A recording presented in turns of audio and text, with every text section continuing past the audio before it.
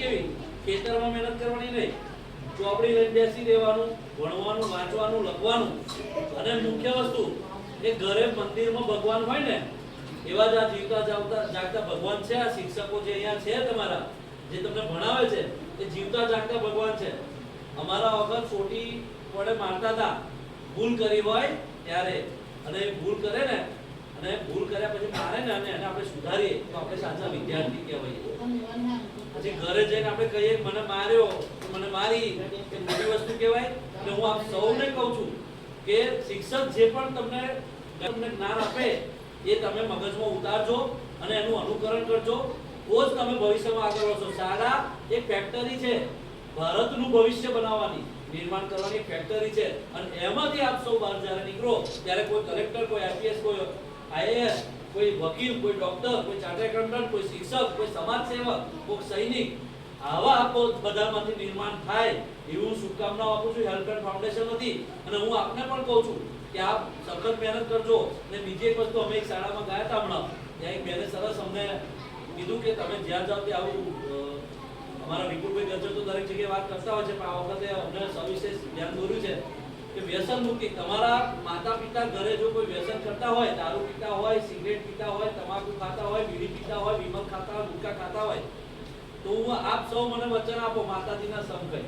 કે હું આજેથી ઘરે જઈને મારા પપ્પાને કે મમ્મીને કહીશ કે જો તમે વ્યસન નહીં છોડો તો હું નહીં ભણું. કહેશો ને? કહેશો ને? વ્યસન કરાય, દારૂ પીવાય, સિગરેટ પીવાય, બીડી પીવાય, તમાકુ ખવાય, ગુટખા ખવાય, ના ખવાય ને? તો આપણા મમ્મી પપ્પા જો આવું વ્યસન કરતા હોય તો ઘરે જઈને કહેવાનું જો તમે વ્યસન નહીં છોડો તો હું ભણવા નહીં જાઉં. એટલે છોડી દો. આપણે ભણવાનું કરવું, આપણે ભણવાનું કરવું, રોજ પણ આ કે કરો. એટલે તમારા મમ્મી પપ્પા વ્યસન છોડે, તમારા મમ્મી પપ્પા. એટલે તમે આ કે કરજો. એક દિવસ તો ચોક્કસથી એમને એવું થશે કે મારો છોકરો, મારી છોકરી મને કહે છે વ્યસન છોડવાનું છોડી. In 500 meters, turn right. તો તમને ગમશે ને? વ્યસન છોડે સારું કહેવાય. અને આટલામાંથી બધા જ એક પ્રતિજ્ઞા લો કે હું ક્યારે જિંદગીમાં વ્યસન નહીં કરું. વ્યસન બહુ ખોટી વસ્તુ છે, એનાથી રોગો થાય, કેન્સર થાય, બીમારીઓ થાય. એટલે વ્યસન કોઈ કરવાનું નહીં. એક વ્યસન રાખવાનું, કયું? ભણવાનું. ભણવાનું વ્યસન રાખજો. કોઈને રમત ગમતમાં શોખ હોય તો એનું વ્યસન રાખજો, પણ ભણવાનું પહેલું. અને રમત ગમતમાં પણ આપણે ભાગ લેવાનો. રમત ગમત એટલે અહીંયા રમી લેવાનું એટલું નહીં, સ્પર્ધાઓમાં ભાગ લેવાનો, Head north. કોઈને સ્પોર્ટ્સમેન બનવું હોય તો એ પણ બની શકાય. એટલે આપ સૌને હું કહું છું ફરીથી કે ભણવામાં ખૂબ મન લગાવીને ભણજો. આવા દાતાશ્રીઓ જે આપણી વચ્ચે છે, ભલે અહીંયા હાજર નથી પણ આપણે પ્રત્યક્ષ પરોક્ષ રીતે આપણે એમને હાજર ગણીને એમની સાક્ષીએ હું એમને પણ કહું છું કે આ બાળકો ભણશે. એટલે હું આપ સૌને કહું છું કે આપ સૌ મહેનતથી, તન મન ધનથી ભણજો, મન લગાવીને ભણજો અને ખૂબ આગળ વધો એવી અમારી શુભકામનાઓ છે. અને એક વાત વિશેષ કરું કે તમને જમવાનું શું મળે છે અહીંયા? જમવાનું શું આપે છે? દાળ ભાત પછી બીજું શું આપે છે? પછી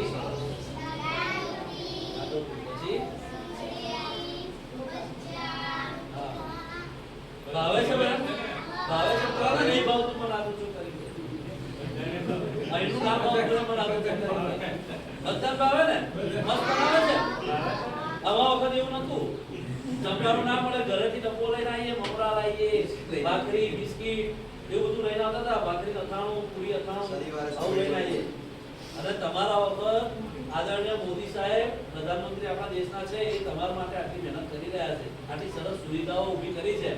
તો તમે પણ મોદી સાહેબને એટલી આશા છે કે તમે બધા ભણો, બસ. એમને બીજી કોઈ આશા નથી. તમે ભારતનું ભવિષ્યનું નિર્માણ કરો એવી આશા છે. એટલે આ હેલ્પલાઇન ફાઉન્ડેશનને ફરીથી એકવાર અભિનંદન આપીને, આપ સૌને અભિનંદન આપીને મારી વાણીને વિરામ કરું છું. ભારત માતા કી જય. વંદે માતરમ.